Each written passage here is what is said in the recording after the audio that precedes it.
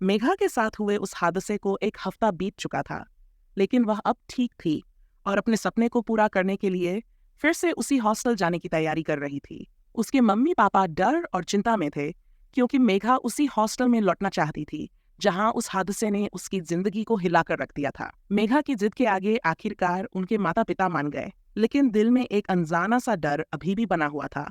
मेघा का हॉस्टल में लौटना बहुत अजीब था। जैसे ही वह हॉस्टल पहुंची, वार्डन ने उसे देखते ही पूछा, कैसी हो बिटिया? अब तबीयत कैसी है? मैं बिल्कुल ठीक हूँ आंटी जी, मेघा ने जवाब दिया। लेकिन जब वार्डन ने उसे नए कमरे में शिफ्ट करने की बात की तो मेघा ने ठान लिया, नहीं, मैं अपने उसी पुराने कमरे में रहूंगी जहां पहले रहती थी। वार्डन और सभी के चेहरों पर चिंता की लकीरें साफ दिख रही थीं, लेकिन मेघा अड़ी रही।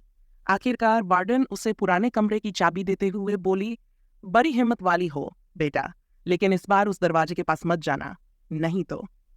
मेघा ने जैसे ही अपना कमरा खोला, उसकी आंखों के सामने उस डरावनी रात की यादें ताजा हो गईं।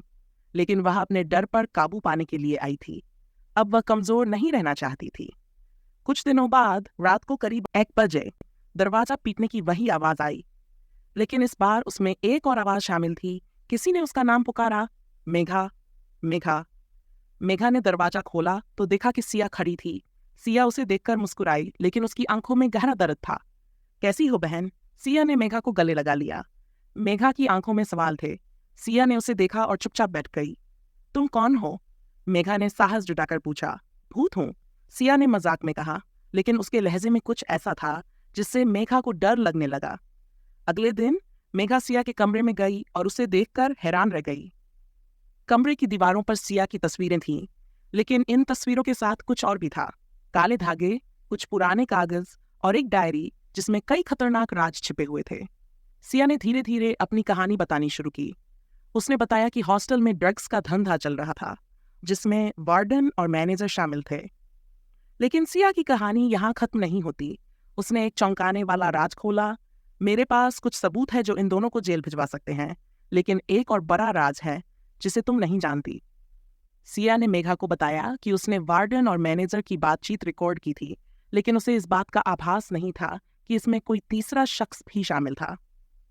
सिया के पास एक रहस्यमय चाबी थी जो उसने मेघा को दी और बोली, इस चाबी से हॉस्टल के बेसमेंट का दरवाजा खुलता है, जहां कुछ ऐसा छिपा है जो इन सब के असली चेहरे उजागर करेगा।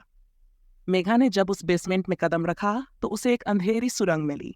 सुरंग के अंत में एक कमरा था जिसमें कुछ पुरानी फाइलें, वीडियोस और ड्रग्स से भरे बैग्स रखे थे। मेघा ने एक वीडियो देखा जिसमें वार्डन और मैनेजर एक और शख्स के साथ दिख रहे थे। वह शख्स कोई और नहीं बल्कि हॉस्टल के मालिक थे।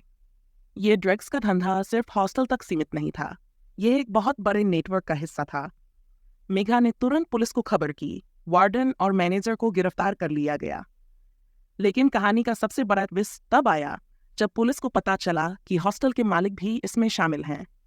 सिया का आत्मा अब संतुष्ट थी, क्योंकि मेघा ने उसे इंसाफ दिलवाया था और उसे हमेशा के लिए मुक्त कर दिया। सिया ने मेघा को अलविदा कहा, लेकिन जाते जाते उसने मेघा को एक आखिरी बात कही, तुम्हारी वजह से मुझे मुक्ति मिली है, अपने सपनों को कभी मत छोड़ना, तुमसे मुझे उम्मीद है कि तुम मेरे अधूरे सपनों को पूरा करोगी। मेघा ने अपने सपनों को सिया के नाम किया और हॉस्पिटल का नाम SM हॉस्पिटल रखा, जहां हर जरूरतमंद को मुफ्त इलाज मिलता था। मेघा जानती थी कि सिया की आत्मा हमेशा उसके साथ रहेगी, उसकी रक्षा करेगी और उसे हर मुश्किल से बचाएगी।